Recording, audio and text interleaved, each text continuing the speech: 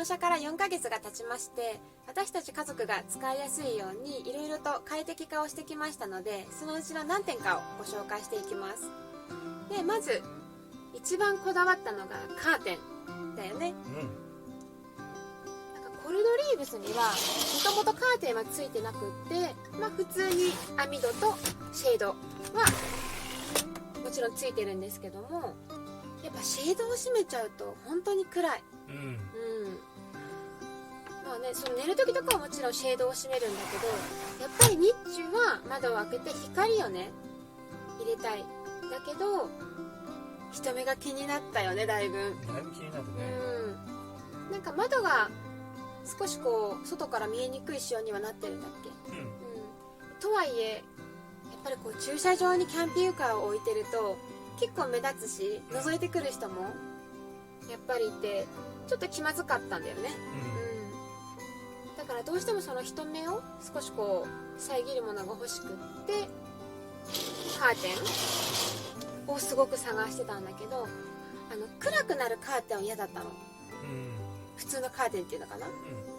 どうしてもレースカーテンがよくって、なんか人目は避けたいけど光は取り入れたいじゃん。だからこれはニトリのカーテンなんだけど、遮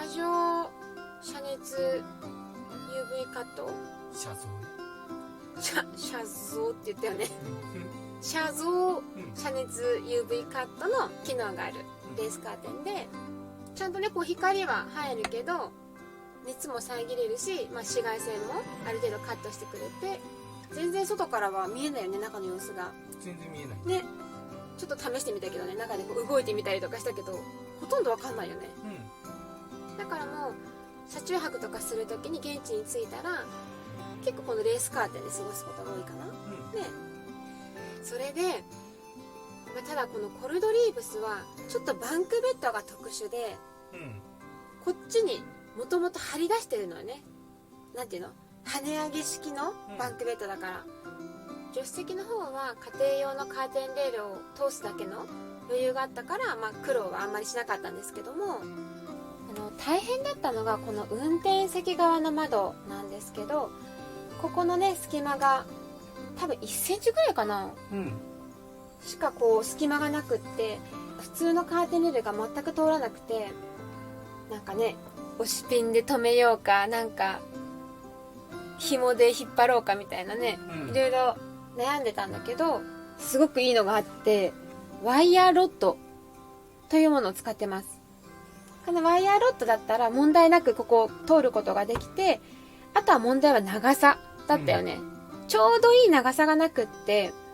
なので端っこを切ってカットして輪っかにして、そこをなんかワイヤー止めだったっけ、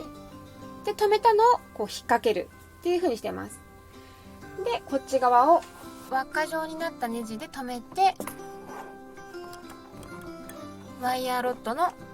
フックを引っ掛けるっていう感じでつけてます。次にここ今フラット状態になってるんですけど、本来ここをフラット状態にするためには助手席裏の背もたれやこの下の背もたれ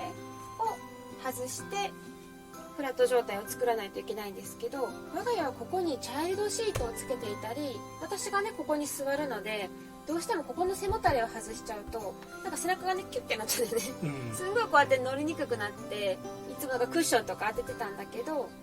ここをねフラット状態にして足を伸ばして座りたくなっちゃうんよ。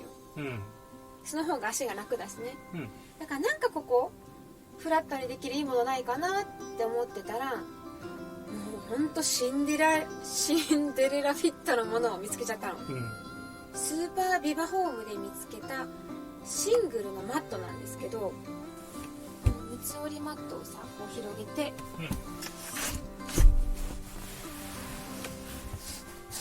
ほらぴったりぴったりなのね。ぴったり。これ高さもちょうど。そうなのよ。これ幅だけじゃなくって高さも本当にぴったりなの。ここを寝るために作ったのっていうぐらいぴったり、でこの掘りごたつ式にする時もだし、もう完全にフルフラットにする時もぴったりなんだよね、これが。でこれのおかげでも背もたれを外すことなくここをフラット状態にできるから、もうこれは本当に見つけた時感動したね。だからもしコルドリーブス乗っている方いらっしゃったら、ぜひこのマットを使ってほしい。ね。フラットにする人はね。で次はこの床なんですけども、ここにはカーペットを敷きました。やっぱりどうしても底冷えするよね、冬は。底冷え対策と、娘がやっぱりどうしてもいろんなものとか落としちゃったりするから、ちょっと保護のためっていうのもあって、敷いたんですけど、こだわりといったらよくなんていうの、ジョイントマットっていうのかな、こうつなぎ合わせるのとかで、されてる方は多いかなと思うんですけど、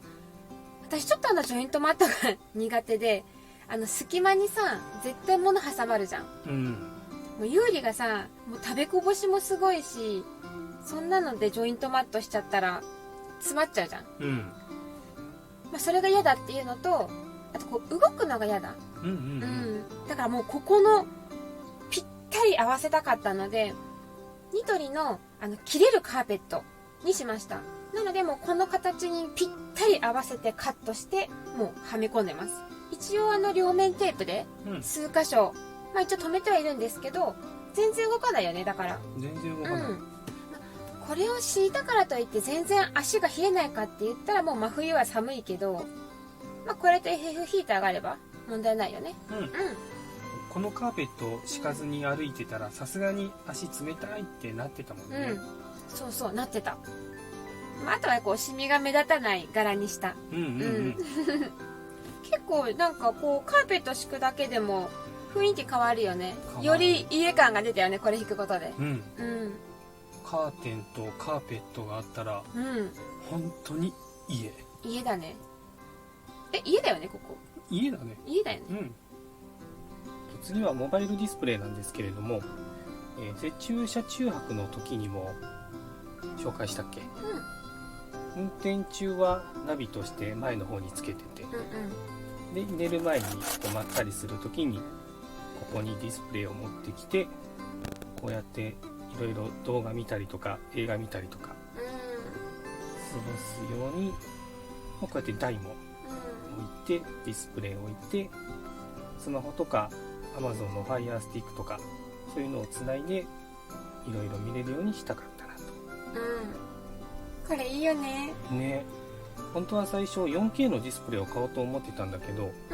このサイズだったら 4K でもフル HD の方でも正直あんま変わらないかなって思って、1080フル HD の方にした。このサイズだったら全然これで十分。全然十分だよ。すごい綺麗に見える。これでちょっと我慢しながら、いずれは大きいスクリーンとかで見たいので。そうだね。いずれはプロジェクターで見たいかな。それまでのちょっと辛抱。でもさ、もう全然このテレビでも楽しいよ。楽しい？よかったよかった。なんか私常にテレビがあるのってあんまり好きじゃないから、基本的にはもう見ないときは前にナビとして置いといてくれてるのが助かる。おかげでなんか部屋がすっきりするもん。綾子がそう言うからこういうのにせざるを得なかったんだけどね。そうなの？本当は最初に24インチとかをこのテレビ台のところにつけようと思って、そしたら邪魔って言われたからね。だって普段見ないじゃん。せっかくさ旅に出てるのにテレビ見ないじゃん、ずっとはね。ナビを映すのなんだけど、これをアダプターをつないだら表示される。本当だ。こんな感じ。